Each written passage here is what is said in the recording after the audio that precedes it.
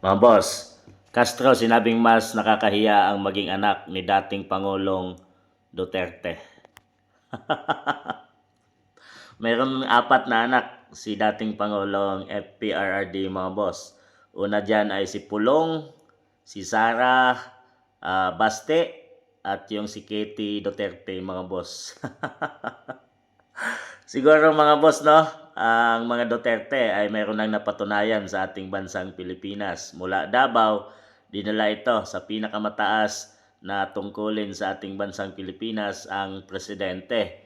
So talagang subok at nakita na natin. Gustuhin man ninyo o hindi, may napatunayan na ang mga Duterte kung gaano sila katatag, katibay at may puso at malasakit sa mga mamamayang Pilipino at sa bansang Pilipinas. Ginagawa nila ang trabaho nila hindi sa pansarili lang dahil bagkos sila ay itinalaga at ibinoto ng taong bayan. Kadalasan ng kanilang ginagawa ay naaayon sa batas at para sa ikauunlad ng ating bansang Pilipinas.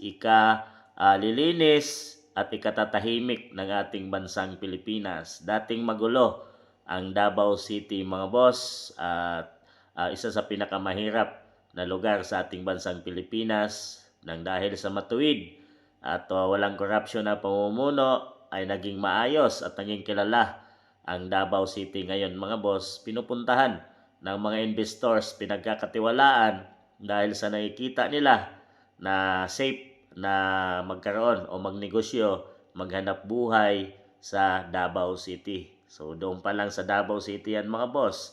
Nung tumawid na at naging presidente na ng bansang Pilipinas ang kanilang ama na si FPRRD ay talagang mas lalo pa na nagkaroon ng pagbabago at katiwasayan sa ating bansang Pilipinas.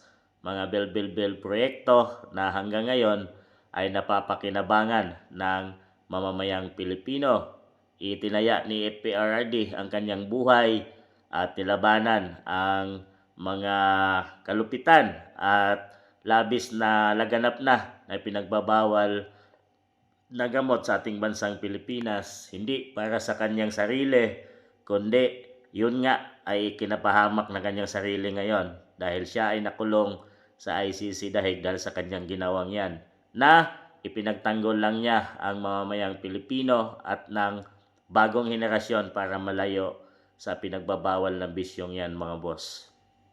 To, kung nakakahiya ay mas nakakahiya ang maging spokesperson ka ngayon mga boss na isang marites at first time natin magkaroon ng ganitong klaseng spokesperson ng ating bansang Pilipinas mga boss. Para bang wala ng integridad at quality ang spokesperson ngayon mga boss at sinasabi ngayon ni BP Inday Sara na wag na pansinin si Castro dahil nirepresent niya ang ating bansang Pilipinas at nakakahiya yon dahil napapanood yon sa buong mundo dahil nandyan sa likod niya yung seal ng Pangulo ng Pilipinas. Pero grabe, di na natin alam kung ano na nangyari. Nagiging attack dog na ang spokesperson na dapat ay tagapagsalita ng Pangulo. So iba na talaga ang bagong Pilipinas na sinasabi nila. Ito na ang katotohanan sa administrasyong PBBM. So kung mas nakakahiya, maging anak ni Duterte ay mas tatanggapin at pipiliin ko yon kaysa maging anak ni Claire Castro mga boss.